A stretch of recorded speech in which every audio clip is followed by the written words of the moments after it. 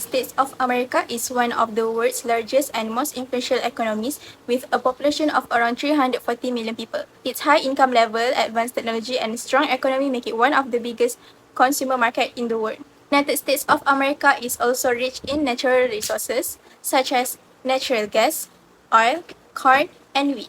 These resources support key industries including energy, agriculture, manufacturing, and technology, creating a strong foundation for economic growth. In addition, the United States of America operates under a mixed market economy where private business plays a major role while the government provides a regulation and public services. The country's economy is also driven by strong consumer spending, innovation, international trade, and well-developed industries such as technology, finance, manufacturing, and services.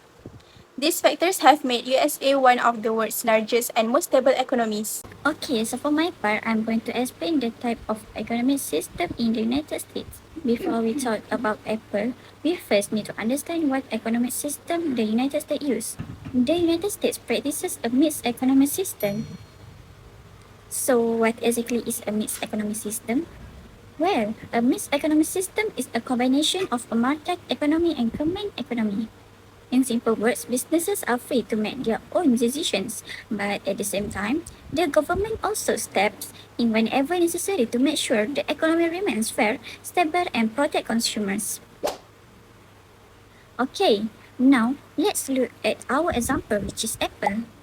I'm sure all of us know Apple because it's one of the biggest smartphone companies in the world. Apple's headquarters are in the United States.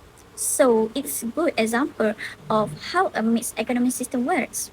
As a private company, Apple has the freedom to decide what products they want to create. For example, they decide the iPhone design, they decide the features, they decide the selling price, and they also decide how many iPhones they want to produce. All these decisions are based on what consumer wants and what is happening in the market. That's why every year Apple introduces new iPhone models with better cameras, faster processors, improved security, and now even AI features. Next is resources allocation.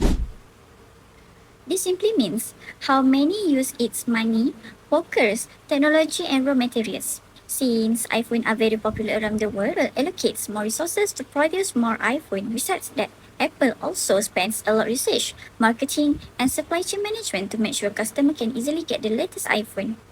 However, even though Apple has the freedom to run its business, it still has to follow government rules. For example, labor laws, environmental regulation, tax policies, intellectual property laws, and consumer protection laws. So, this shows that the government still plays an important role in the economy. Another important point is competition. Apple is not only a smartphone company in the market, it competes with Samsung, Xiaomi, Huawei, and Google. Because of the competition, Apple has to keep improving its products to introduce new technology. And the good thing is, consumers get better quality products and more choices. So, to conclude my presentation, the United States practices a mixed economic system because it combines business freedom to government intervention. Companies like Apple have the freedom to make business decisions based on market demand, while the government ensures businesses follow the law and protect society. So, that's all from me. Thank you. Good morning everyone, my name is Muhammad Muris Adib and today I will explain the elasticity of demand and supply for the iPhone in the United States. Elasticity means how much people or company respond when the price change. It helps business decide how to set price and how many products to produce. First, let's look at the elasticity of demand. In our case study, the price of iPhone increased from $999 to $1,099. At the same time, the number of iPhone people wanted to buy decreased from 1,000 units to 900 units. The result is 1, which means the change in the price and the change in demand are almost the same. Normally, iPhone are considered less affected by price changes because many customers are loyal to iPhone, which is Apple and its ecosystem. However, in our case study, consumer can switch to other smartphones like Samsung, Google Pixel, Xiaomi when iPhone price increase. That's why the demand is more responsive to the price changes. Now, let's look at the elasticity of supply. When the iPhone price increased from $999 to $1,099, the number of iPhone supply increased from 1,000 units to 1,150 units. The result is increased production quickly when the price rises. This is because Apple uses advanced technology and has efficient production system.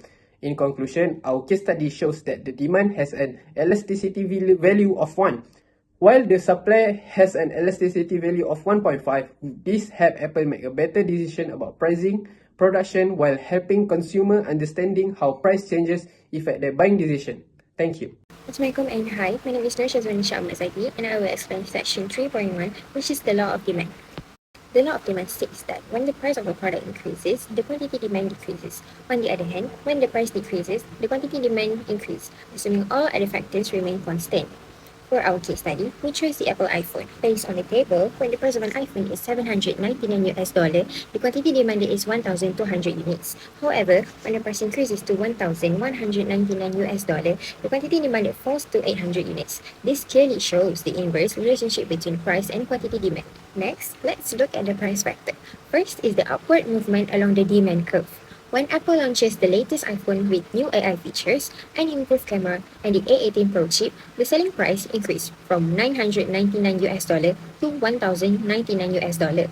As a result, the quantity demanded decreased from 1,000 units to 900 units. This movement follows the law of demand because consumers buy fewer iPhones at a higher price. The second is the downward movement during seasonal promotions, trade-in programs, or online discounts. The iPhone price may decrease from $999 to $899. Since the product becomes more affordable, the quantity demanded increased from 1,000 units to 1,100 units.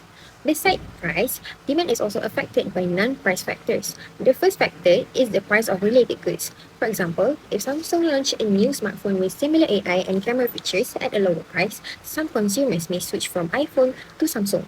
Therefore, the demand for iPhones decreases, causing the demand curve to shift to the left. The second factor is taste and preference. Nowadays, consumers prefer smartphones with advanced AI features, better cameras, and longer battery life. Because the latest iPhone offers these features, demand increases from 900 units to 1,100 units, causing the demand curve to shift to the right. Next, I will continue with section 3.2, which is the law of supply. The law of supply states that when the price of a product increases, producers are willing to supply more because they can earn higher profits. When the price decreases, producers supply less. From the table, when the iPhone price is $799, Apple supplies 700 units. When the price increases to $1,199, the quantity supplied rises to 1,300 units. This shows the positive relationship between price and quantity supplied. For the upward movement, after Apple launched its latest iPhone series, market demand increased. Apple raised the selling price from $999 to $1,099, and the quantity supply increased from 1,000 units to 1,150 units. For the downward movement, during promotional periods or when Apple reduces the price of older iPhone models from $999 to $899, the company earns less profit per unit. Therefore, Apple reduces production from 1,000 units to 850 units, resulting in a downward movement along the supply curve. Now, let's look at the non-price factors. The first factor is the cost of production. Producing iPhones requires expensive components such as processors, OLED displays, batteries, and camera sensors. If these component prices increase, Apple's production costs also increase. As a result, Apple supplies fewer iPhones, causing the supply curve to shift to the left. The second factor is technology.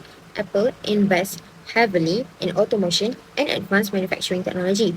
This helps the company produce more iPhones at a lower cost and within a shorter time. Therefore, the supply curve shifts to the right because more products can be supplied. Next is section 3.3, market equilibrium and government intervention. Market equilibrium occurs when quantity demand is equal to quantity supply. Based on our data, the equilibrium price is $999 and the equilibrium quantity is 1,000 units. At this point, the market is balanced because there is no shortage and no surplus.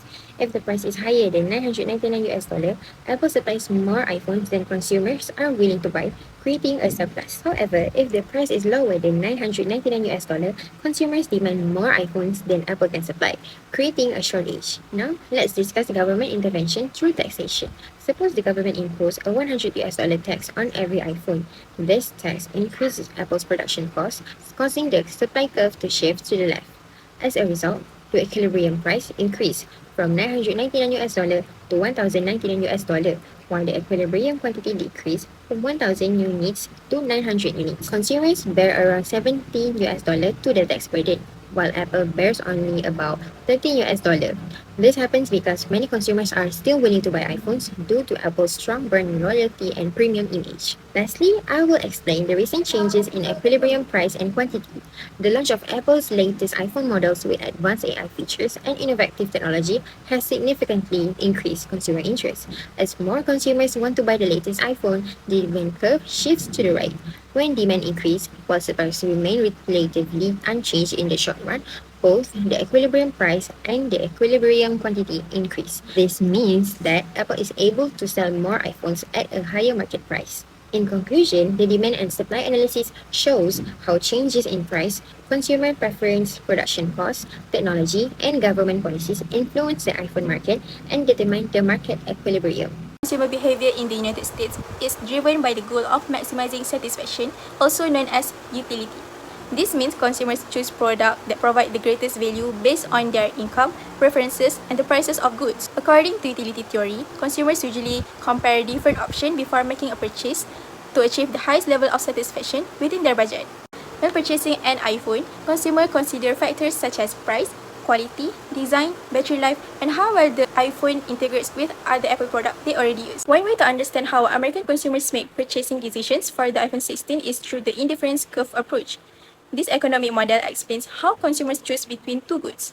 In this case, the iPhone 16 and other goods such as AirPods and accessories to achieve the highest level of satisfaction while staying within their budget. As shown in figure 5.1, the graph has the quantity of the iPhone 16 on the x-axis and the quantity of other goods such as AirPods and accessories on the y-axis. It includes three indifference curves. Each curve represents a different level of satisfaction. The third curve gives the highest satisfaction, followed by second, while the first curve gives the lowest. This means that the further the inference curve is from the origin, the higher the level of satisfaction it provides. The graph also shows a budget line which represents all the combinations of the iPhone 16 and other goods that consumers can afford with their available income. The budget line cuts the y-axis at 20 units of other goods and the x-axis at 4 units of the iPhone 16. The most important point on the graph is point E, where the budget line touches second curve. This point is called the consumer equilibrium because it gives consumers the highest possible satisfaction within their budget.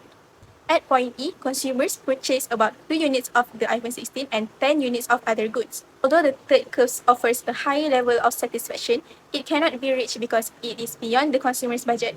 Therefore, rational consumers will choose point E as it is the best combination they can afford. This shows that American consumers do not spend all their money on the iPhone 16. Instead, they balance their spending between the iPhone and other goods to maximize their overall satisfaction. As shown in figure 5.2, the graph plots the quantity of the iPhone 16 on the x-axis from 0 to 5 units, and utility on the y-axis from 0 to 120. The graph includes two curves, the total utility curve and the marginal utility curve. The total utility curve shows the total satisfaction from buying more iPhone 16 units. Total utility increases from 30 utils for the first unit to 100 utils for the fifth unit. However, the increase becomes smaller with each additional unit, so the total utility curve gradually becomes flatter.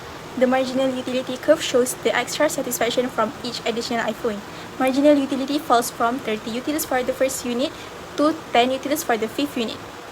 This follows the law of diminishing marginal utility, which states that each additional unit of a product gives less extra satisfaction than the previous one. The most important point on the graph is the consumer equilibrium, which occurs at third units of the iPhone 16s, where the marginal utility equals to the price. At this point, the consumer gains 75 utils of total utility and achieves maximum satisfaction for the money spent. A rational consumer will stop buying after this because the next unit provides less satisfaction than its cost. The concepts in figures 5.1 and 5.2 explain how consumers adjust their purchasing decisions when economic conditions change. During inflation, consumers have a smaller budget, so they may delay buying the latest iPhone and choose a cheaper model such as the iPhone 14 or iPhone 15 to maximize their satisfaction within their budget. When substitute products like Samsung Galaxy or Google Pixel are available, consumers compare the value and satisfaction offered by each brand. Although some may switch to Android phone, many continue to choose iPhone because of its Apple ecosystem, camera quality, and seamless integration with Apple devices. As a result, many consumers perceive the iPhone to provide higher utilities despite its high price. Hi, my name is Anwar Alisha and I will explain about theory of distribution which focuses on wage determination under perfect competition. I will also use Apple Incorporated in United States as a case study to explain this topic. Apple Incorporated is one of the world's leading technology companies. The company employs software engineers, AI specialists, and designers, also researchers.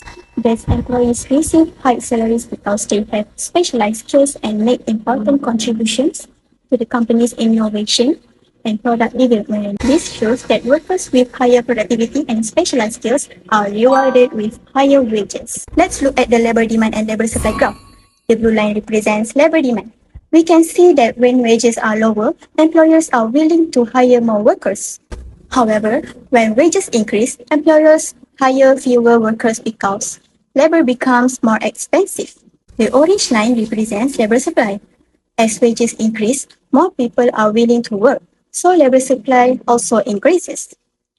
The point where the two lines meet is called the equilibrium point. In this graph, the equilibrium wage is $140 and the quantity of labor is 300 workers. Now, I will explain the factors that influence wage differences. First one is skills. Employees with specialized knowledge and professional qualification usually receive higher wages because their expertise is valuable to the company. The second factor is productivity. Workers who contribute more to the company's performance and success are generally rewarded with higher compensation. Third factor is labor demand.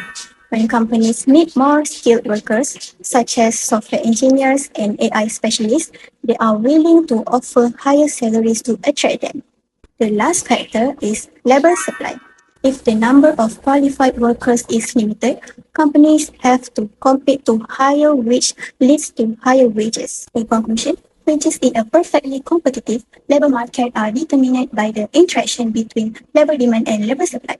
Besides that, factors such as skills, productivity, labor demand, and labor supply also influence wage differences. Apple Incorporated is a good example because the company rewards highly skilled employees with competitive salaries.